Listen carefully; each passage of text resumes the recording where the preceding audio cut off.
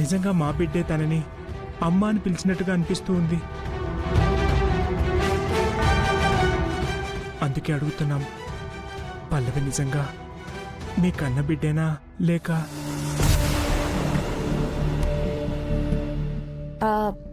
మిమ్మల్ని బాధ పెట్టాలని కాదు, మాకున్న అనుమానం వల్ల అడుగుతున్నాం. నిజం చెప్పండి అమ్మా.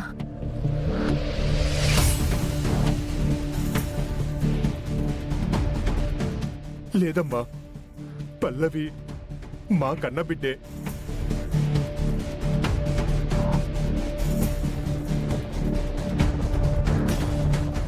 ఏమే చెప్పు. అవునమ్మా, ఎన్నో నోములు పూజలు చేస్తే లేక లేక కలిగిన ఒక్కగానొక్క బిడ్డమ్మా, నా బిడ్డమ్మా, నా బిడ్డే.